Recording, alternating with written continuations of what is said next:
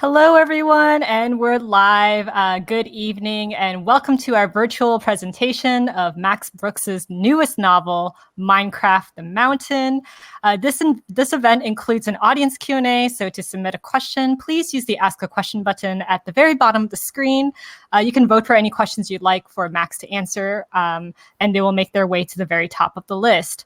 Also, we have Max's books available for purchase. Just click on the green purchase button directly below the viewer screen, and it will take you to our website where you can complete your purchase.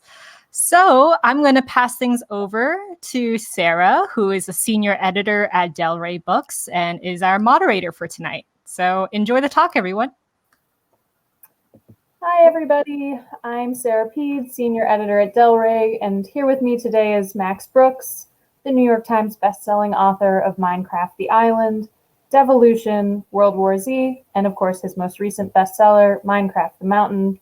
Max, thank you so much for joining us tonight, you and your very adorable dog. Thank you. That's my writing partner, Milo. I bounce ideas off him. I am so happy to have Milo here with us tonight. I wish I could bring my dog, but she's ignoring me right now. So I want to start off with an easy question. Could you briefly describe Minecraft the Island and your latest book, Minecraft the Mountain, for us? Yes. Minecraft the Island is similar to a much better written book called Robinson Crusoe.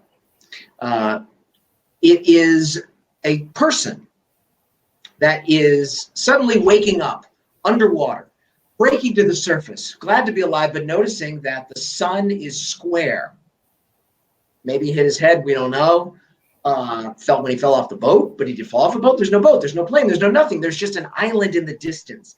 Person swims to this island and realizes not only has the world changed, he's changed. He's square. Everything is angular. And once he gets past his initial freak out, he understands that he has to survive, the basics of survival on this island. But in learning how to survive on this island, learns a lot about himself and learns life lessons and learns that not only is he crafting a house and tools, but he's crafting his own personality. He's learning to understand himself. And of all these lessons, the very last one is that growth does not come from a comfort zone. It comes from leaving it. And so he understands that he has spent so much time making this island into a safe space. And now that he's done that, it's time to go. So he crafts himself a boat, starts rowing away, and that's where the island ends. And that's where Minecraft the Mountain begins. Because he's rowing, he's thinking maybe this wasn't such a good idea. Maybe a safe space is good. I can go back and live in the safe space. It's a space, it's safe. But he keeps thinking, no, I've got to go. I've got to grow. I've got to challenge myself, deal with fear, learn new lessons, and maybe discover a way back to my world. And he crashes into ice in the night and realizes he's on a completely new frozen continent, new world, same old monsters. And he's running, he's chasing and fighting, and he runs into another castaway just like him. And that is the theme of the new book, Minecraft the Mountain, because Minecraft the Island taught him how to live with himself. Minecraft the Mountain teaches him how to live with somebody else. That is the new book. I love it. I love it. And you know that I love the new character that our lone castaway meets in the mountain. So could you tell us a little bit more about this new character that we're introducing in the second book? Yes, I'm going to talk about the new character, and I'm going to speak like the new character because I'm going to mute so I don't laugh too much. She speaks a similar language to him, but a little different. And she is very different from him personality-wise because he's much more of a stop and think and wonder and meditate. And she's much more of a get stuff done type of character. Now, they've both been alone up until this moment. And therefore, they don't even have names because you're only talking to yourself, or in his first book, he's talking to his animals. They don't need to name him. but she needs to name him and he needs to name her so they have something to call one another. And she says, I'll call you Guy. And he says, why are you going to call me Guy? And she says, well, you're a guy, aren't you? And he goes, yeah, I guess I kind of feel like a guy. She says, well, then you're a guy. I'm a girl. Now I want you to name me a name that you think I would like. It would be strong and powerful, but beautiful. And he's thinking, oh, well, there's no pressure there. But he likes to name things according to how they're apparent to him. You know, he names his best friend on the island Moo because she's a cow and she moos. And he looks at her and he realizes in this freezing tundra, this horrible Arctic taiga, when she laughs, it feels like a summer breeze. So he names her Summer. I love it. I love it. And I love Summer. She's such an interesting foil for Guy. They're both fantastic. I can't wait for readers to meet them. So your writing process, you're writing Minecraft novels. Research is a huge part of your writing process. How did you research for writing Minecraft novels? What did you do to prepare? I had to play a lot of Minecraft because we have to go way back to the very beginning. Before I was a writer, when I was just a kid in school, I have a very serious learning disability called dyslexia, which kind of messed me up a little bit in school and it was hard to learn. So I wanted to get as much education anywhere I could find it. And I found a lot of it in storybooks. When I was 16, I read a book called The Hunt for Red October by Tom Clancy. And it wasn't James Bond, wasn't fake fantasy. It was the real stuff because Tom Clancy had really studied how submarines work, how the CIA works, how does the Soviet Union work. And so I walked away from that book feeling a lot smarter. And I knew if I were to ever become a professional writer, I would want to be the kind of writer that would educate. But that means in order to be a teacher, I have to become a student first. So no matter what I write about, I gotta know it because you have to trust me. You have to trust I know what I'm talking about. So with Minecraft the Island, I had to play thousands and thousands of hours because you can't just read about Minecraft or maybe play it for a little while or even watch some YouTube videos. You gotta be in it. You gotta live it. They always say, write what you know. And otherwise, I wouldn't have seen sort of the random things that happen. That can only happen when you're playing. There was a moment when I was playing once, I was in a mine shaft, one arrow left, creeper coming towards me, fire the arrow just as a bat flew in the way and took the arrow. That ain't gonna happen if you're just watching Minecraft. And that's why in both books, you see them begin with the following is based on true events. That's not a joke. Everything you see in both these books have been played out to such a point that I have been bugging my editor and she had to bug Mojang and we had to make sure everything in it was 100% in line with the rules of the game. Exactly. A lot of game time playing, which I know as an editor, like I was playing a lot of Minecraft as well. So, you know, speaking of your books as education, you often use sort of the fantastical to talk about very real issues. In World War Z, you use zombies. In Devolution, you use Bigfoot. And obviously in these books, you're using the video game Minecraft. So I have to ask, why this specific game? Yes, this specific game, I think, and I'm not exaggerating, I think it's one of the most important teaching tools since the printing press. And what I mean is, when I went to school, and up until now, and way back into the 19th century, most schools teach what's called the Prussian method of education. You know, there's one way to solve a problem. There's only one right answer. If you have to solve it the right way, and then you get promoted by passing the test or graduating or going up the ladder. That's it. There's no room for creativity. There's no room for innovation. I mean, how many of us went to our teacher once and said, hey, I solved a problem. And she's like, well, you didn't solve it the right way.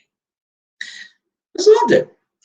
But that's because we all grew up in the industrialized world where everything was about making stuff in factories and education was supposed to standardize us, just like standardized parts in a machine. We were all supposed to be like pieces in a machine.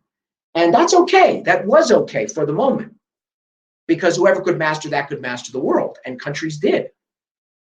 The problem is that world of industry, of factories, preparing kids to work in an assembly line on a factory floor, that's all going away. And what's scary is preparing us to think like machines is now preparing us to be replaced by machines. So we have to have different tools now. We have to think creatively. We have to be adaptable to whatever situation comes our way, because the idea that you're going to graduate school and go get a job and work at that exact same job for 20 or 30 years, that ain't going to happen.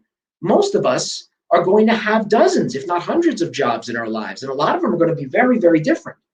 So how do you teach people to think creatively and think that there's many ways to solve a problem?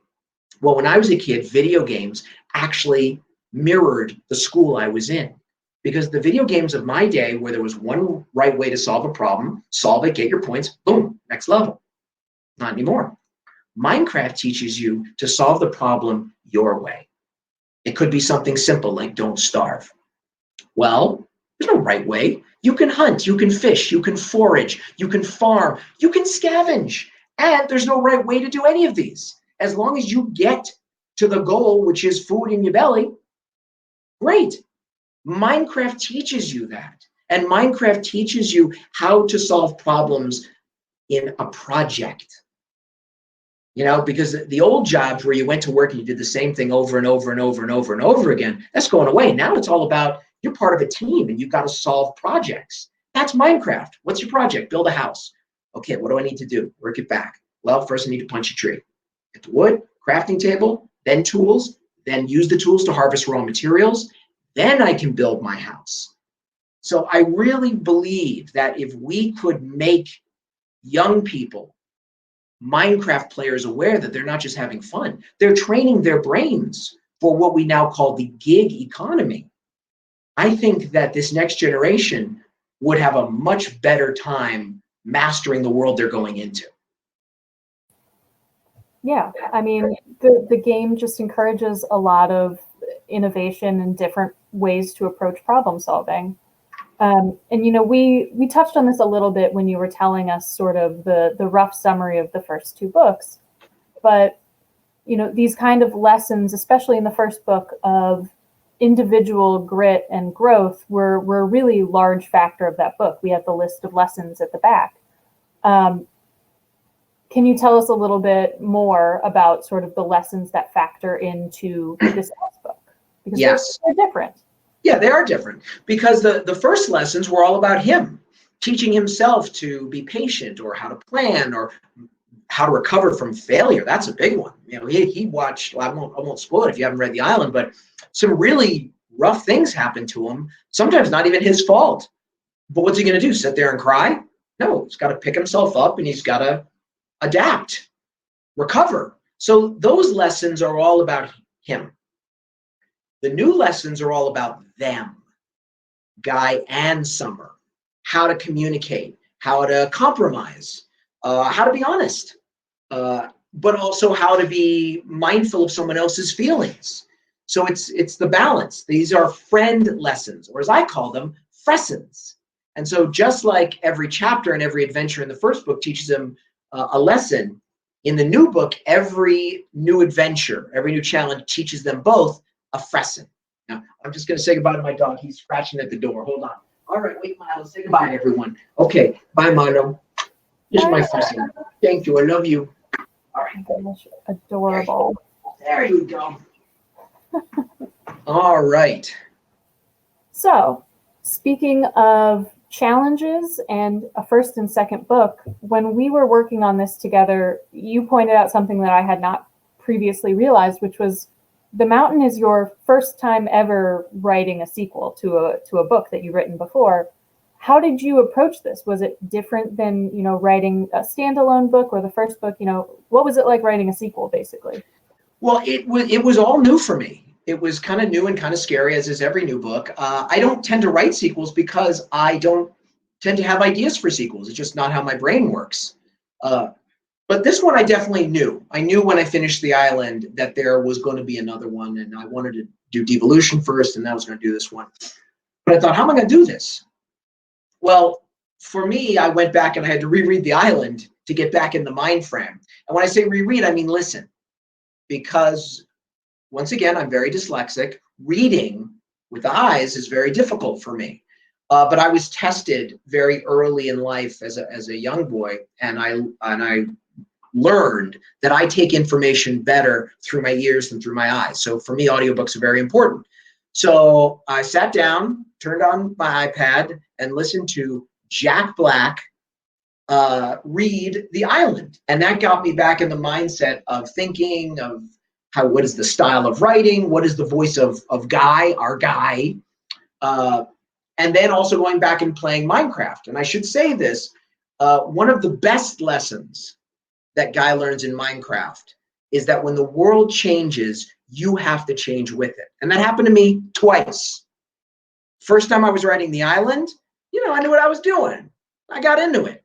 I'm playing The Island, I'm writing the book and playing the book.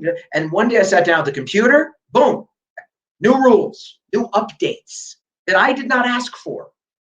But there they were. And I had to adapt. And so I realized Guy should go through this exact same thing. He should wake up, have to adapt. Because that's what happens in the real world.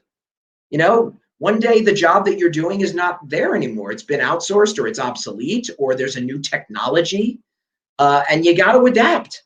So even playing The Mountain, I was on Act 3. I was almost done with the first draft of The Mountain. Sat down, everything changed.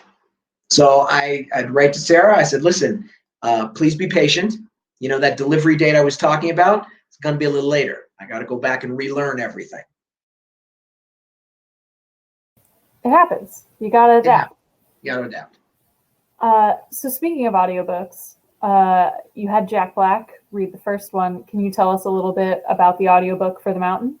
Yes, and I also should say on the first book, and I don't want to leave her out. Samira Wiley also read it, because in the first book we didn't know if our character had a masculine voice or a feminine voice.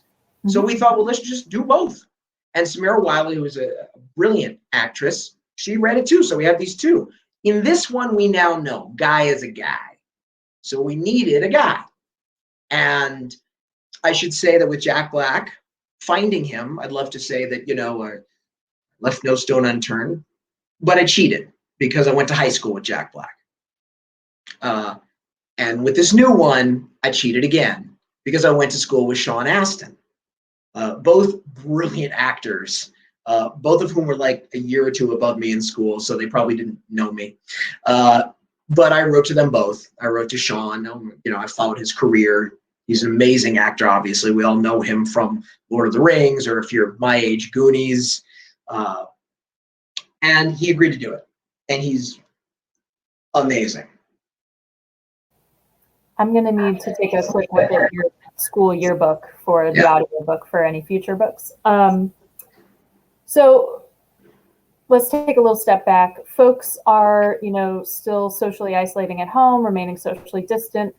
It has been the perfect time to sort of play Minecraft. And for a lot of people, it might be the first time dipping into Minecraft, especially if they have some younger kids at home who play. They might not be as familiar. So do you have any tips for the folks at home who may be dipping into the game for the first time with their kids?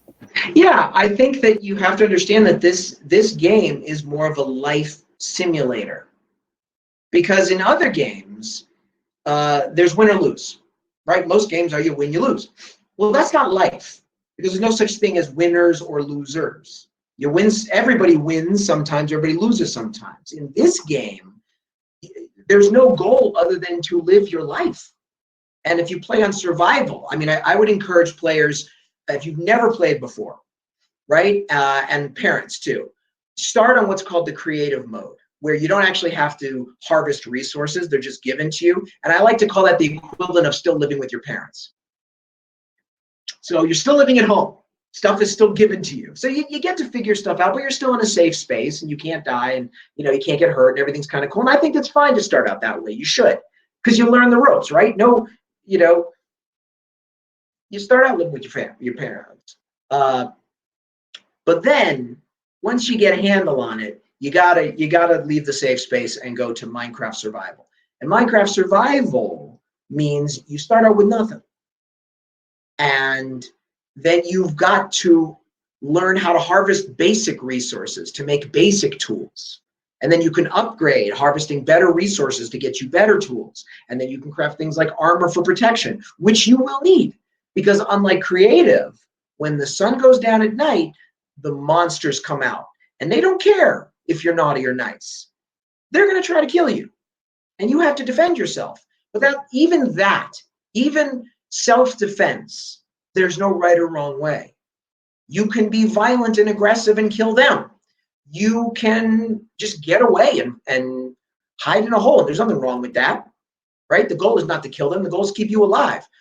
You can just build yourself a really nice house with a wall around it, with a nice compound, and just go to sleep, and you'll be fine. So there are many, many ways to keep yourself going. And that's how I encourage you.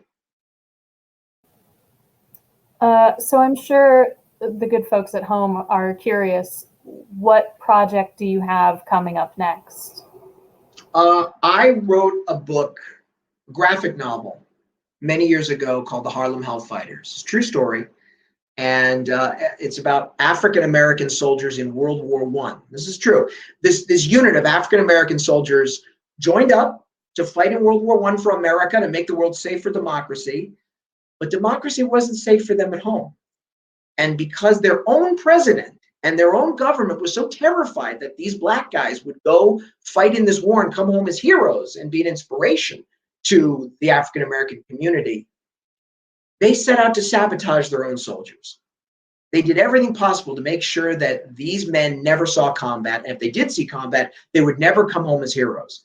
The problem is these soldiers were so brave, so strong, and so devoted to what they were doing that they ended up coming home as one of the most decorated units in the entire US Army, black or white.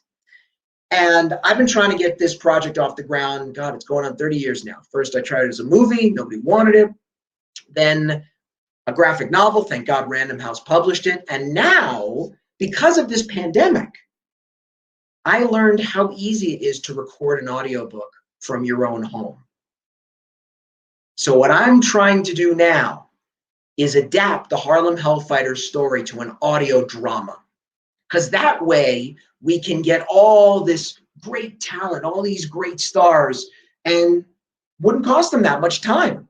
They could literally set up their own home studio like I did, and we could finally get this great, epic, true war story the way it was meant to be told.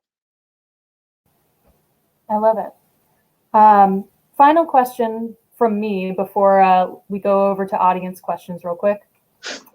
And it's just a final wrap-up question. What do you want folks to take away from Minecraft the Mountain?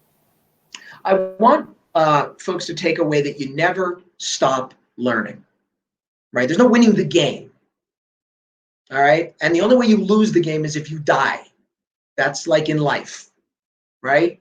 Yeah, there's always another chance, and you should never get too comfortable. You should always be pushing yourself. You should always be doing new and scary things, because the smaller you feel, the bigger your world is.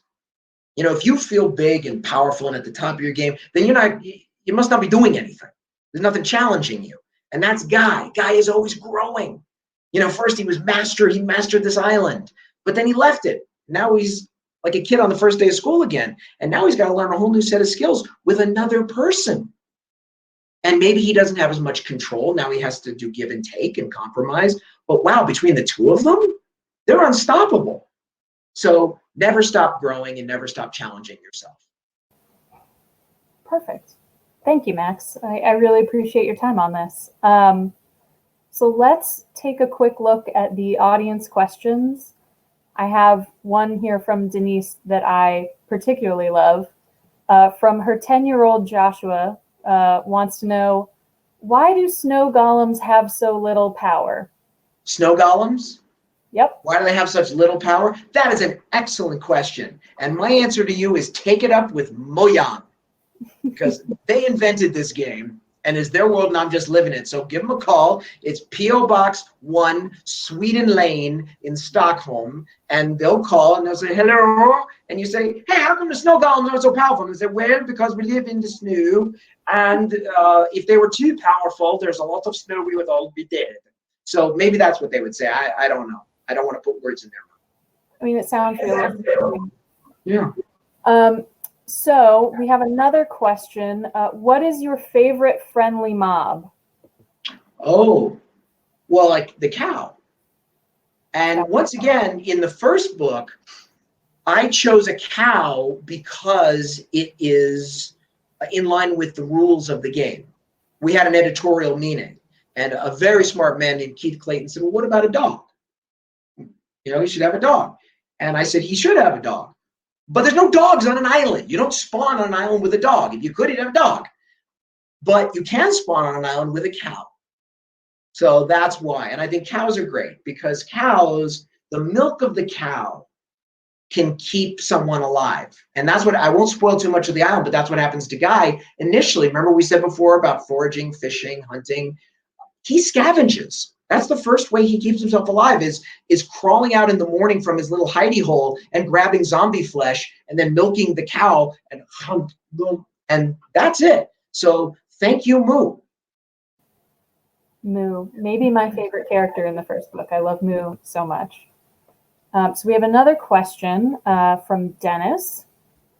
Nora, who is 8 years old, wants to know, what is your favorite block in Minecraft? Now, is it a block or an item? Because I guess if it's a single block, just a single individual block, I would have to say a log.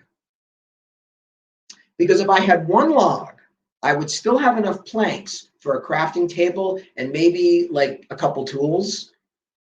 So at least one log would give me a head start.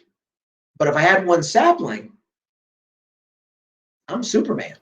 I could plant one sapling, get a tree, get apples, get wood, plant more trees. I could get enough saplings to plant in a square and grow myself a house. Seems like versatility is key in your favorite block and item. Yes, it's good. It's good to be able to do one thing super well, but in this new world we're living in, you got to be able to do a lot of things reasonably well. Yeah. We have another question from Fazila. Have you beat Minecraft? You mean have I won the game? Have I slayed the dragon and gone home? Yes. Yeah. No, I got too much to do. I've got too much to learn. I've got new places to go, new biomes, and the biomes are always changing. I mean, I got to figure stuff out. I just learned that you can turn drowns back into live villagers. I think that's the case. I read that somewhere. I'm going to go see if that's true. So I'm not done with this world yet before I leave it. There's too much to explore, too much to learn. So we have another question here. Minecraft has been used in schools as an educational platform to foster collaboration and problem-solving skills in classrooms. How do you think gaming can help children learn to enjoy reading and writing specifically? I think this is the most important point of why we're doing this talk, which is why I chose to write this book, because it doesn't matter how you're educated. It just matters that you are. Education is the key to survival and thriving in this world, right? And so different people learn in different ways. And I found, being dyslexic, that the best way to be educated is to do it in a fun way, right? I want my movies to teach me something. I want my TV shows to teach me something. I love YouTube videos where I'm learning something. And books, like we said with Tom Clancy's books, all books, I want to learn something. I don't just want to go on a fun ride. I want to be smarter. And video games can do that. And I think my video games that I play should be able to teach me something. And that's why I think Minecraft is great. So you should have fun. and you can learn. You can do these two things at the same time. It doesn't have to be one or the other. So, and especially a Minecraft book, because some of us are good natural readers and God bless them, but most of us aren't. And you don't have to be dyslexic, but most people, reading is a discipline, right? You got to practice. I don't know why PE teachers understand this, but too many English teachers don't. You got to practice reading. It doesn't matter what you read, just read. So if you're into Minecraft, if Minecraft teaches you nothing else than the discipline and the joy of reading, boom, mission accomplished. I love it. You know, there's a lot of avenues to education. You can play the game, learn all of these things. You can read the book, learn all of these things. There's just a lot of avenues to that, and I appreciate that. So we have another question from Nick. Do you have a favorite non-Minecraft game? Yes. Yes. The first game that I wrote my first fan fiction novel about. I was very young. It was 1990s. It was before Sarah was born. It was Sid Meier's Civilization games. I remember when I played Civ 1. Whoa. And then I played Colonization. And I love that game so much that I wrote an entire, like, Herman Wouk, James Michener, multi-generational story of a colonizing family that lands on this island and then grows to become its own country. And it's the journals, it's the diaries of the child of the child of the child that passed down, of the governors who inherit this. And at the end, the last governor, when they become independent, steps down because you don't get to be governor because your dad was governor. You've got to be elected. I also see that Nick in the comments says he grew up on Civ 2. Great pick. Now, I'll say Civ 2 was great because Civ 2 had an editor platform on it where you can invent your own Civ games. And many years ago in the 1990s, I used to take that editor and invent zombies and put them in the World War I scenario. So they would spread out from central Germany all throughout Europe. And so while all the other zombie stories that I knew was all about little groups, this was the first strategic zombie story that I was ever telling, because I was looking for a strategic zombie story, right? Forget how little groups deal with zombies. How do countries, governments, armies deal with zombies? Well, that Civ 2 editing tool was my first time I could wargame it out. And that became the inspiration for a book I would later write called World War Z. A little book that I had not heard of before this moment of you telling me. So thank you for the inspiration. I'm just kidding. So we have one more question. How different is it writing for younger readers? You know, a lot of your books are a little bit more adult oriented. So, you know, how is it different? Well, it's different in that I try to obviously tone down the violence. I don't want it to be too violent, but there is a level of violence in Minecraft, in the game, and I don't pull back, because what I don't want to do is talk down to my audience. You know, I growing up, I always appreciated having to struggle a little bit to figure out the stories. You know, when I first saw Star Wars, the only thing I got was when R2-D2 got hit with the Jawa beam and then just fell over. That was all I got. I didn't understand the rest of it. So I had to force myself. In fact, a friend of mine, an actor named Thomas Jane, once said that watching Star Wars as a little kid was an honor because it made him feel like the big kids let him hang out with them. So in my books, yeah, some of the language may be a little elevated. Some of them may be some big words you might have to go look up. Some of the descriptions may be a little rough, like, oof, wow. But I think that it's better to have to struggle to understand a story fully than to have it spoon-fed to you. Because once again, that's the only way you grow. Absolutely. We have another question, and this is a good one. They've all been fantastic. This one's just a little bit longer. Survival is a major theme. Is it a major theme in your works? Your characters must overcome danger through careful observation and preparation. what is it about these types of stories that compel you to write them? I think I've always been fascinated by survival and adaptation because it's pretty much been my life. You know, the irony is the perception of me from the outside, because I grew up with money. My parents were both famous celebrities. My father is Mel Brooks. My mother was Anne Bancroft. The perception was I had it pretty good. And in some ways I did. Whew. But in some ways I didn't. You know, the whole world's education system was set up for a different brain than mine. And so I could never just coast. I could never just be like the kids next to me who like barely studied for a test, if ever, and just plunk down in a chair and just take a test and like get a B. I could never do that. I could never take anything for granted.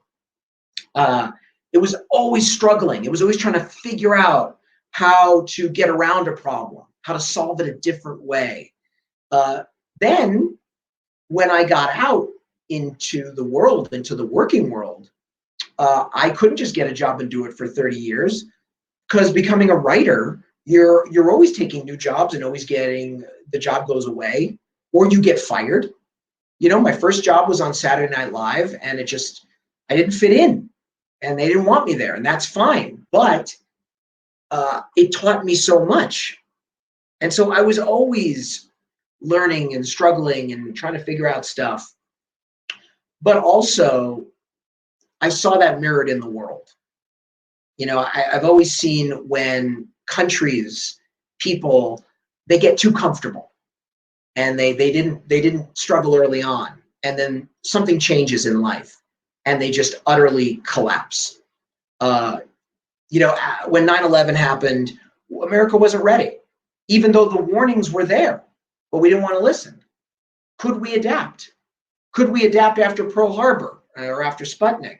I think that countries, like people, are always crashing into big change, and they have to reinvent themselves.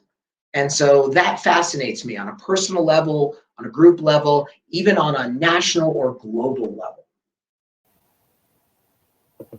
That's fantastic. Let's see, we've got another Minecraft specific one. What is the biggest mistake you've made in Minecraft? Oh my God. Did anything you built get accidentally destroyed? Oh, for example? so many mistakes. Some of which I put in my book, like watch where you're going.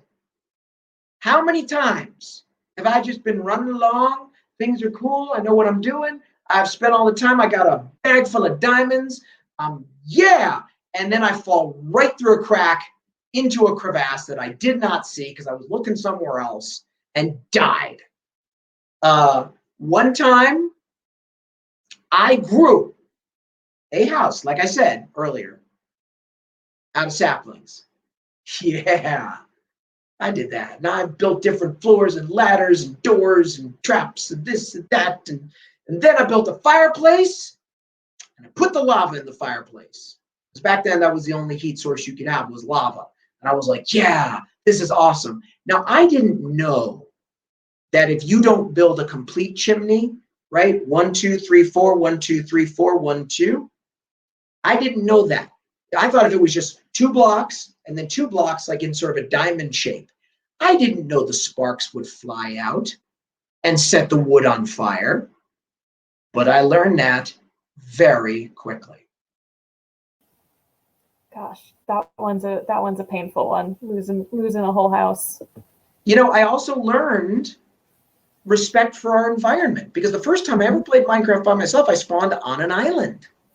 And I didn't know what I was doing, and I chopped down all the trees and I killed all the animals for food. And I didn't realize I was ruining the land that was supposed to keep me alive. And that was the first lesson I ever learned playing Minecraft, is sustainability. We have to take care of our planet, or it's not going to take care of us, because I ended up starving and dying because I had ruined this world without taking care of it. So that was a great lesson. It looks like we have time for 2 more questions. So I'm going to ask this one. All right. What is the best comment you've ever received from one of your young readers, one of your young Minecraft readers? That's easy. Remember, going back to me being dyslexic, when I was a kid, I hated reading. And books were bullies. They used to beat me up, make me feel stupid. And teachers didn't understand that. They thought I was being lazy, because back then they thought dyslexia was something made up. I was just goofing around. I knew, and I know to this day, how hard it is to get the discipline of reading if you're not used to it, if you're not inspired. And the best compliment I consistently get, which I will treasure more than if I won a Pulitzer Prize, is when some young reader or some of your young readers' parents say to me, my child has never picked up a book before. And on their own, they picked up your book without me telling them. And now they can't put it down. And now they want to read other books. I mean, you don't get to want anything more than that compliment. That's enough for any writer. Man, that was such a good question that I feel like I should have ended with it. Okay, we have one final question from Jessica. Sorry, the questions keep moving. What is one of your most important takeaways from the new book? That's where we'll wrap it up. Your most important takeaway. Yeah, I think the important takeaway, and that mirrors my life, is you're stronger and smarter and more successful with others than just by yourself. And this is important for young people watching this who think that I wrote this book by myself, right? I didn't. It looks like it. I'm sitting here in a room all by myself. I got my little whiteboards, but that's not how it works. I write the book, but then I have an editor who's right next to me, and that's Sarah. All right. And she was as important to any of my books as I am, because like the first Minecraft book, she pushed me to make it better. She said, well, you got to go deeper. What does the grass feel like under your feet? What does the breeze feel like on your face? What does the apple taste like? How does it, not just the taste, the texture in your mouth? Pushing. She didn't say, oh, you're a genius. This is great. We're just going to publish it. Because it would have been horrible. So the honesty to confront me and say, you can do better, is critical. My father, who young people watching this, you may not have heard of, but your parents and grandparents have heard, he wouldn't be the legend if not for my mother, who whenever he would write a song or write a joke and he would read it to her, if she didn't think he had done his best, she would say, Mel, you can do better. Sarah says that to me, you can do better. Just like all my good editors before me. My very first editor, Anique Lafarge, on my very first book, The Zombie Survival Guide, did the same thing. She said, you write about rope. What kind of rope? Is it hemp? Is it plastic? You write about a machete. How long should the blade be? More. You got to go deeper. And you wrote a little bit too much here. It's a little, you repeat yourself. So you never are completely alone in this. It is always, no matter how solitary you think you are, it is always a team effort. And the team should always get the credit. You're going to make me blush on camera, Max. It's embarrassing. But thank you, Max and Sarah. That was like such a lovely talk. And I know that our audience really enjoyed watching you guys. And thank you to everyone who sent in your questions. They were so thoughtful. For those of you who tuned in late, don't worry. A replay will be available after the stream ends, so you can watch it from the very beginning. Also, if you would like to purchase The Mountain tonight, just click on the green purchase button and it'll take you to our website where you can complete that. All right, I think that about does it. All right, thank you so much and have a good night, everyone. Stay safe. Thank you, everybody. Thanks for tuning in. Take care. All right, take care.